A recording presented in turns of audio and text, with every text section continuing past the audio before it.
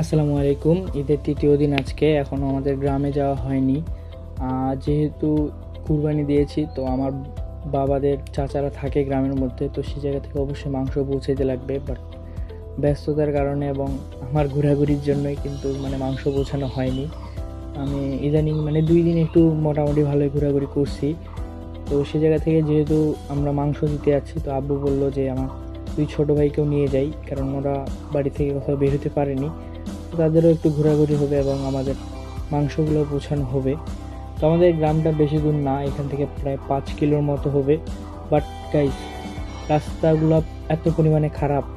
এই রাস্তাটা না, এই রাস্তাটা অনেক ভালো, কারণ এই রাস্তাটা শেষের দিকে কিছুটা খারাপ আছে। আমি আপনাদেরকে দেখাবো, শেষের পুরো ভিডিওটা দেখলে আপনারা বুঝতে পারবেন। বাট প্রথমের দিকে আমরা যদি অন্য আরেকটা রাস্তা দিয়ে যেতাম, তাহলে অর্ধেক রাস্তাটা এত পরিমাণে কাদা। আর এখন ঝড় বৃষ্টির দিন, বলার বাইরে প্রচণ্ড পরিমাণে কাদা।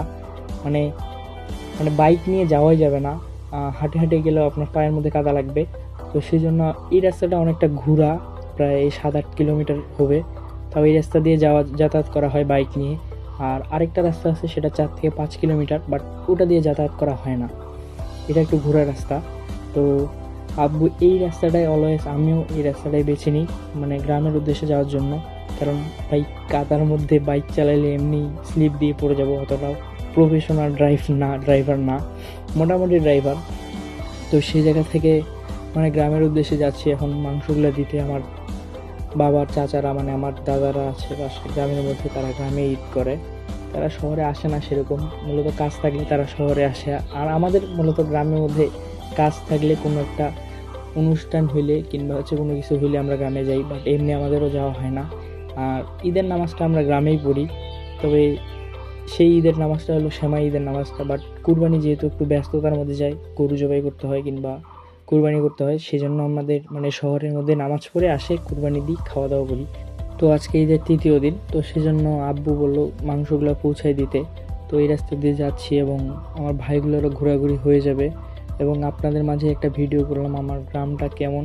আসলে গেছে এগুলো রাস্তা অনেক সুন্দর, মোটামুটি সুন্দর, ঠিক আছে। গ্রামের পরিবেশ কেমন আপনারা ভালো করে জানেন যারা যারা গ্রামে থাকেন। মোটামুটি এগুলো রাস্তা সুন্দর। তো সেই জায়গা থেকে এই রাস্তাটা একটু সুন্দর আছে। বাট গাইস, একটু পরে আপনাদেরকে যা দেখাবো বলার বাহিরে। তো ঘুম। তো এই হলো মূলত রাস্তা গ্রামের। এটা হলো একদম এদিকে আর গাড়ি আনা পসিবল না, তো সেই জন্য আমি হাঁটে হাঁটেই যাচ্ছি। এত পরিমাণে কাদা দেখতেই পারতেছেন, পরে এক হাঁটু গর্ত। তো এগুলোর মধ্যে বাইক চালালে ভাই শিওর আমার মতো ব্যক্তি কিংবা আমার বাবা হয়তো বা যেতে পারে, বাট আমার মতো ব্যক্তি পারবে না। তো এটা হলো মূলত আমাদের গ্রামের বাড়ি, মাটির বাড়ি। এবং আসলে এই বাড়িটা করা হবে না, এটা এইভাবেই থাকবে, আমার দাদারা থাকে। আর এইটা এইভাবেই থাকবে আমাদের শহরে যেহেতু বাড়ি আছে। তো এটা হলো শহরের বাজার এবং এই সাইডে আমার দাদার কবর গাইস। তো এই হলো ভিডিও। যারা যারা ভিডিওটা সম্পূর্ণ দেখেছেন অনেক অনেক ধন্যবাদ। লাইক কমেন্ট শেয়ার অবশ্যই করবেন। গাইস, কেমন লাগলো ভিডিওটা অবশ্যই জানাবেন। আর